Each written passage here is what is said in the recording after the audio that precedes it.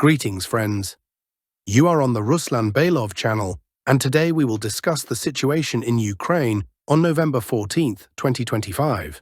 The day turned out to be so eventful that individual directions practically require separate coverage. But we will bring everything together so you have a complete picture of what is really happening on the fronts. Changes are coming simultaneously from the Zaporizhzhia region, from Pokrovsk, from near Severesk, from the Krasny Lyman area, from the Kupyansk and Sumy directions, from the Orikhiv and Huliapole sectors, as well as from the Dnipropetrovsk line of contact. The scale and density of this information show that the front is in a phase where strategic initiative is definitively shifting in favor of the Russian army. We are observing synchronized pressure on several critically important sectors at once, which creates serious problems for the Ukrainian side in redistributing reserves. Zaporizhzhia direction, main breakthrough. Let's start with the key area, the Zaporizhzhia direction, which for the fourth week in a row remains the most dynamic sector of the entire front line. Here, the speed of changes exceeds everything we have seen since the beginning of 2023. The pace of advancement is comparable only to the first months of 2022. Let's break everything down systematically and look at what is happening in detail. The Russian army continues active advancement in the zone of responsibility of the 29th and 36th armies. In the area of Rivnopilya and Yablokove, the Ukrainian side has already officially acknowledged the loss of control 2 days ago, although the Russian Ministry of Defense is still refraining from official comments. Such a pause usually means one thing. The territory is either in a grey zone with final clearing operations ongoing, or the Ministry of Defense is preparing an announcement when the advancement along the entire line is finally stabilized and a unified defensive perimeter is formed. To the north, Russian units are actively expanding the bridgehead between the Yanchel River and the Kyiv River. This is a key strategic sector because consolidation here opens a direct path to Huliapole from the northern direction, bypassing more fortified positions from the east.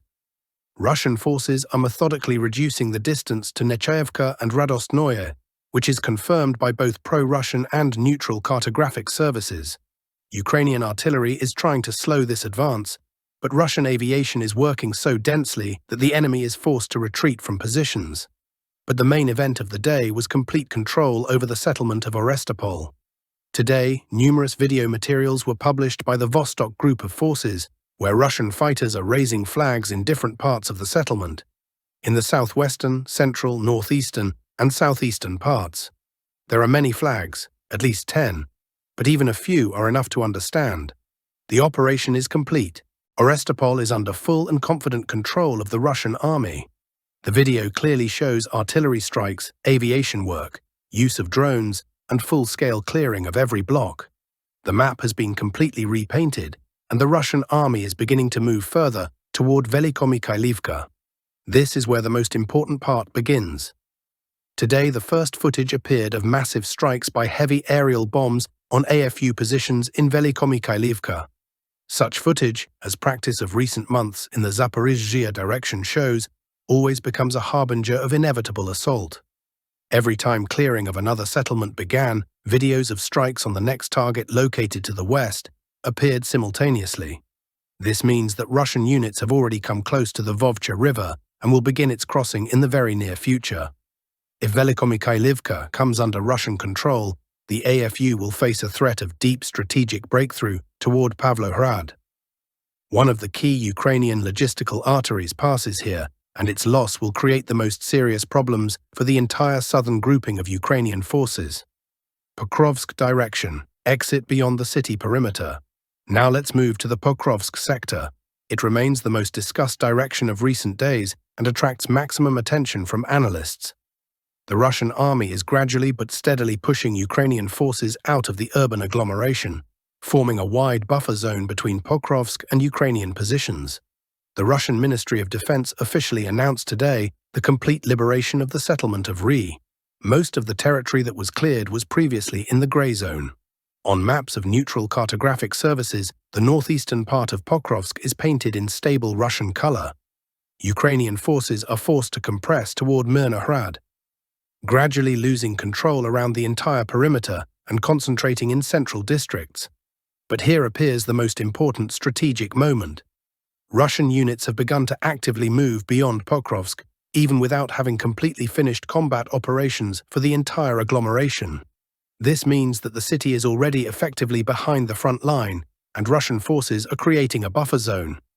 In some sectors, the distance between the stele at the entrance to Pokrovsk and forward Russian positions reaches approximately 5 kilometers. This is a huge operational success, meaning one thing: Russian forces broke through the entire depth of Ukrainian urban defense and are now pressing on the next settlements in the northwestern direction. The starting point of this new stage of offensive became November 11th. From that moment, the map began to change at an astonishing speed. An important center of the next stage will be Kherson, where, according to several sources, Russian units have already consolidated on the nearest approaches. Rodinske still remains a problematic defense node for the AFU, but advancement there continues methodically. One Ukrainian tank was spotted, and some sources hastily claimed that the settlement was under AFU control, but this information was quickly refuted. Rodinske is mostly under Russian control, and clearing continues. The advance here amounted to up to 500 meters deep into Ukrainian positions. Special attention today is focused on Myrnohrad.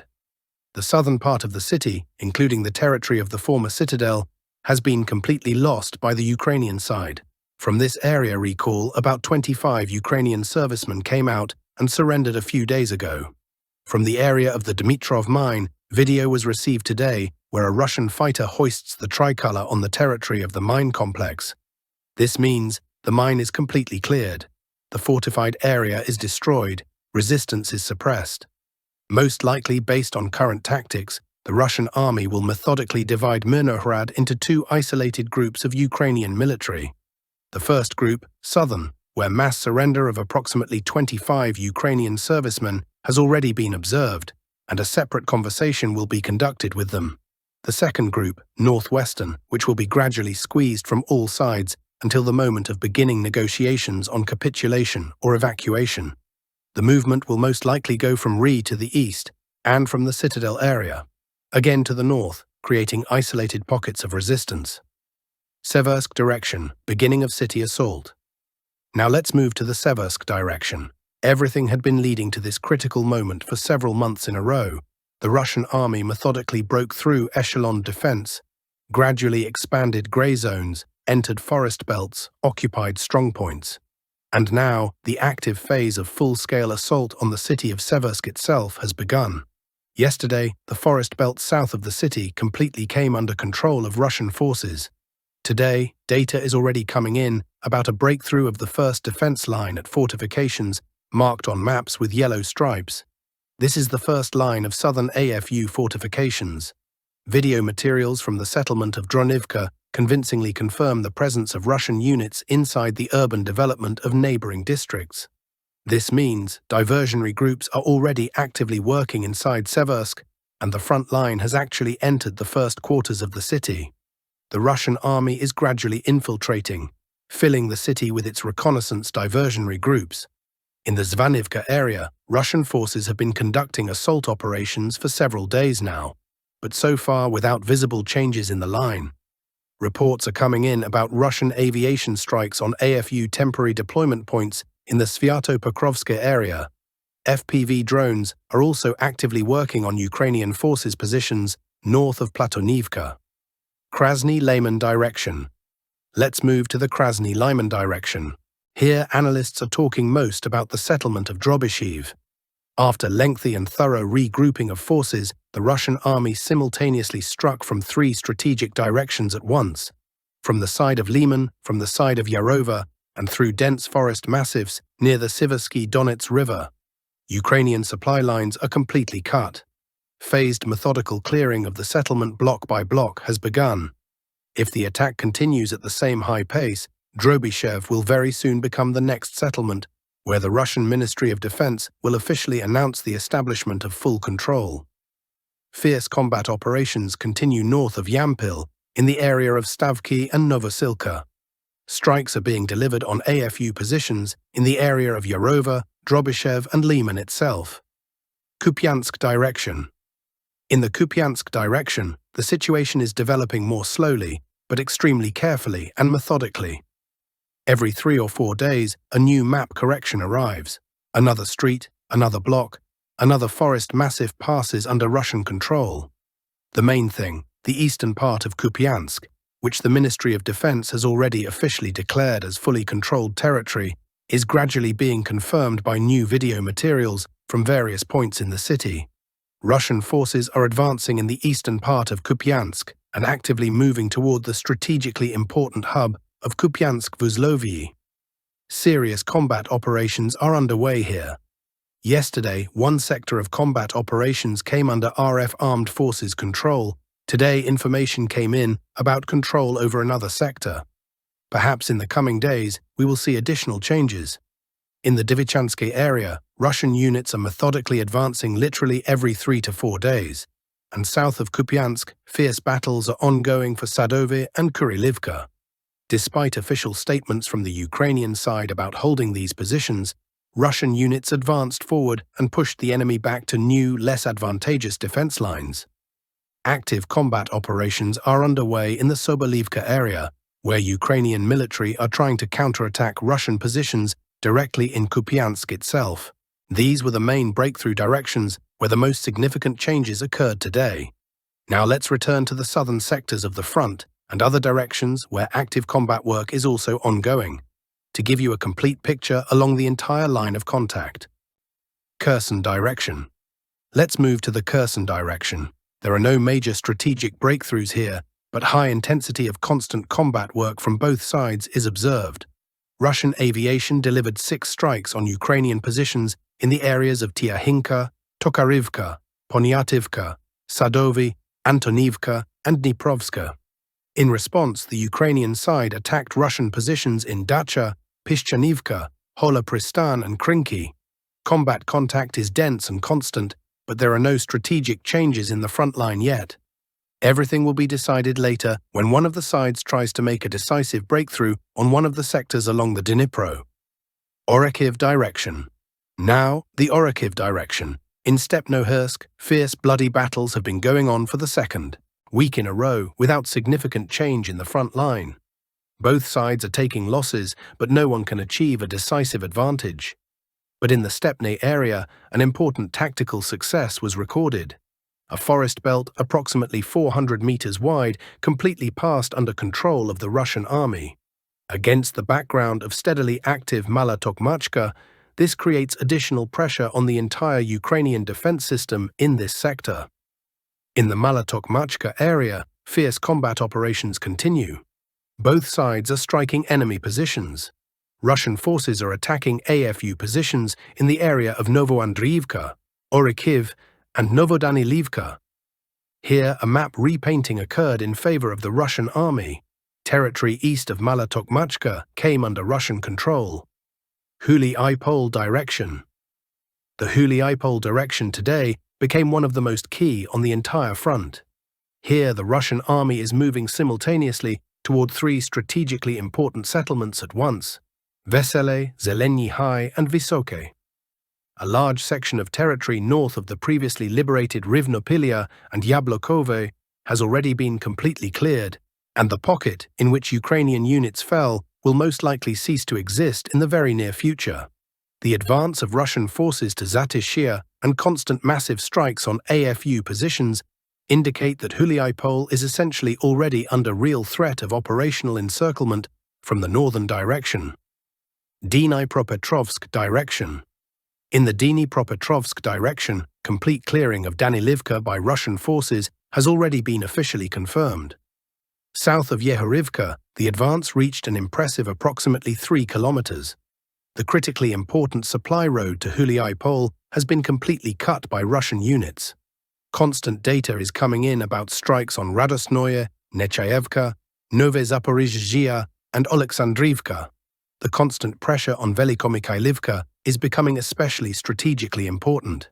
Footage of heavy aerial bomb strikes clearly indicates a full-scale assault is inevitable and will begin in the very near future. Novopavlivka direction. The Novopavlivka direction is developing in Russia's favor. Forest massifs west of Ivanivka are completely under control of Russian units.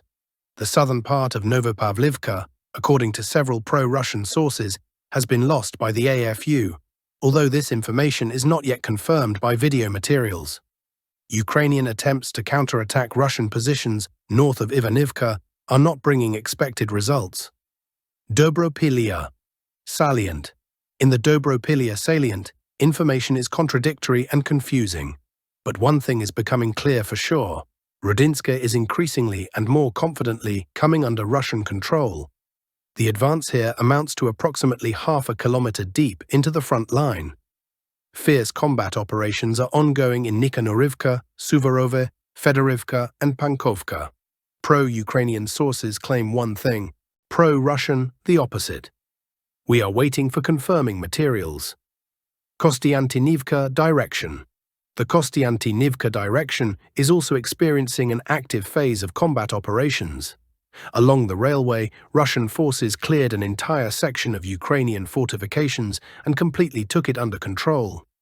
The Ukrainian side advanced slightly in the Prytikny and Stupochki area, but massive Russian strikes on armored vehicles show that it will be extremely difficult for Ukraine to hold this sector in the long term. Veliky Burluk and Sumy directions. In the Veliky Burluk direction, there are no serious changes. News is coming in about active combat operations and attacks on AFU positions in the area of Novopavlivka, Dvichanska, and Kolodyazna. In the Sumy direction, heavy positional battles are ongoing along the entire line of contact.